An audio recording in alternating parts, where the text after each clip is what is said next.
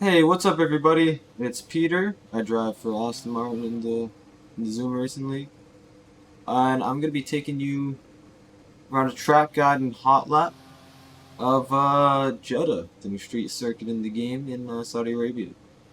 So the first thing that you need to know about this track is really important, and you can gain a ton of time from this. There's two different types of curbs. These curbs, which have white lines on both the outside and the inside of the curb, which also aren't really curves and more just painted on. And you have the normal curbs with just the white line on the inside of the track. So on the normal curbs, you can only go two wheels have to stay on the track, right? On the track side of the white line. But with these special curbs, you can go more off track. There'll be a great example of it later in the lap that I'll show you. So first things first, I mean, this is pretty straightforward. It's just a straight DRS. You know, whatever. Cross the line, you start your lap. So here, you want to stay all the way to this side, the right. Stay all the way on the right. This won't affect your braking whatsoever because it's the same surface. There's no rumbles, there's no nothing. You brake around when the curbing starts. Go down to second gear.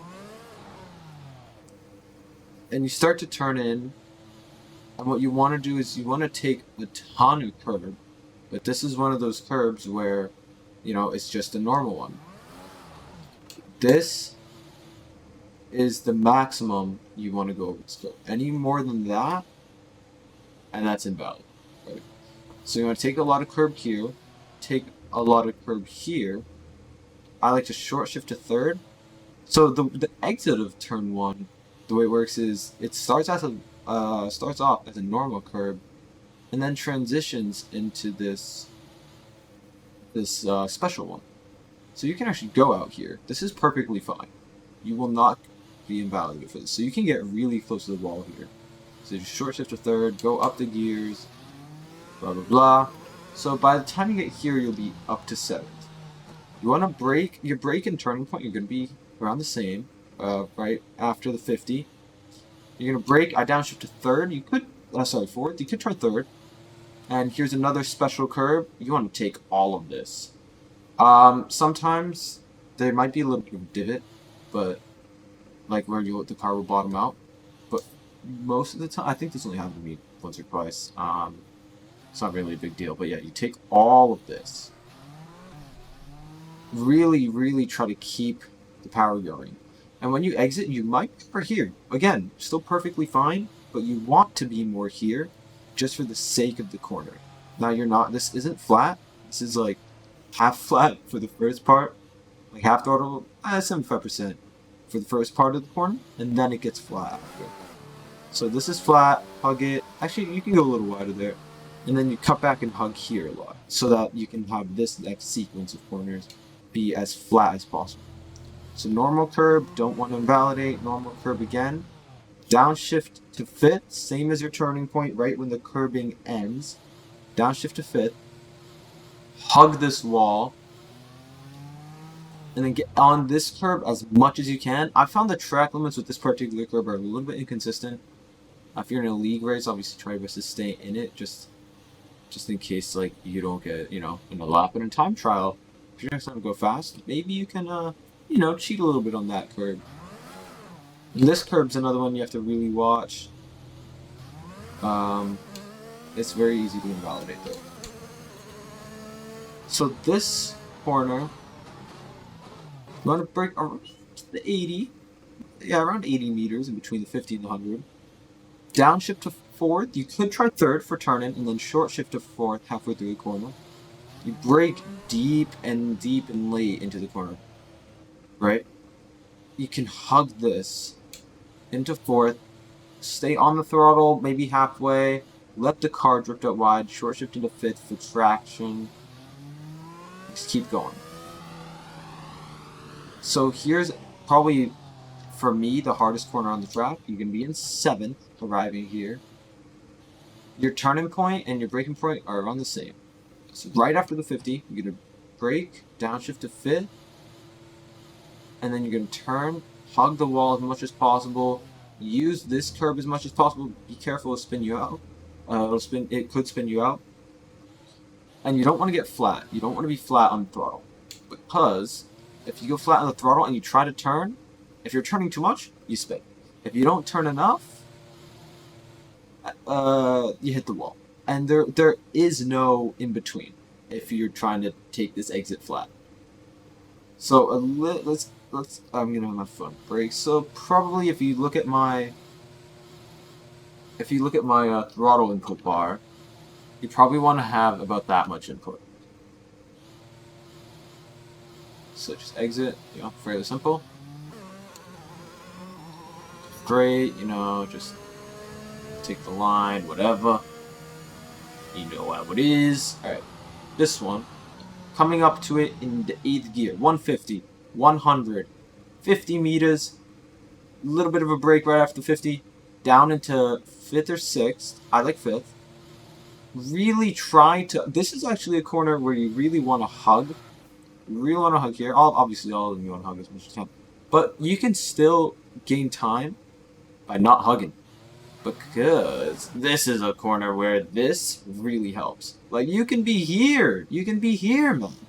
And it's still fine. This is perfectly acceptable in terms of track limits. Like, on my hot lap,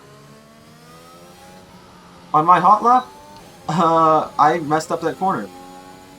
I didn't hit the apex enough. But I was still fine. So here, brake around the 80, down into 3rd gear, pretty straightforward hairpin. Just turn. You can either short shift into 4th gear and go, or you can stay in 3rd and then short shift into 4th around here. I do like to short shift. You don't have to.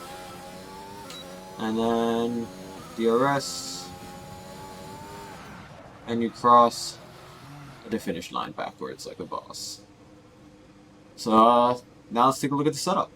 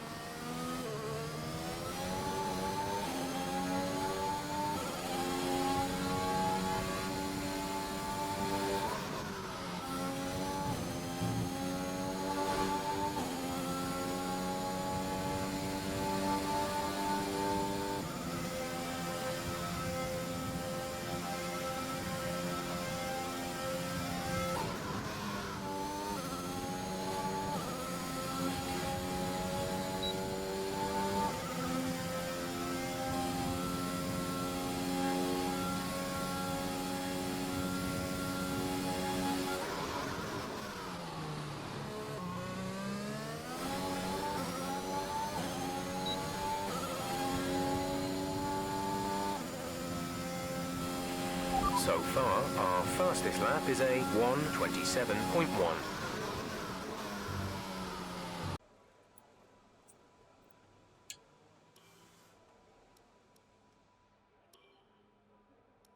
So if you take a look at the setup, it's actually pretty high downforce for such a quick track. It's just because it's really just a giant S section with with the chicane at the start and a hairpin at the end. Those are the only 2 slow corners on the track. But nevertheless, you still need a decent amount of downforce. So I run 8-9 wings. For the transmission, I've seen people run 100% on throttle diff. I've never been a big fan of 100%, but I mean, the difference between 100 and 95 is probably just so insignificant. Doesn't matter. So again, these elements of the setup, they're all open for interpretation. Just play with them, figure out what you like the most, and yeah. So 95.55 for the diff. Suspensions, it's pretty much the same for a lot of tracks. All the way right for front camber and all the way left for the rest. Front suspension, keep soft with the rear a little bit firmer, still on the softer side. The anti-roll bars, you want that to be 1 in the front, which is pretty standard for most tracks, and 6 in the rear, which is actually a little softer than most tracks, I would say, and then 1.7 for the ride height. Again, fairly standard. Brakes, 150, not much to say. And tire pressures, you want max out tire pressures here. In a race, this isn't probably not going to be the best setup. However, if you're just doing time trial, I would say this is the way to go, in my opinion. So yeah, that's it. Make sure to check out our other socials on Instagram and Twitter. They will be in the description. Make sure to subscribe to see more content like this, more race highlights and race streams, and hit that like button if you liked it. Peace.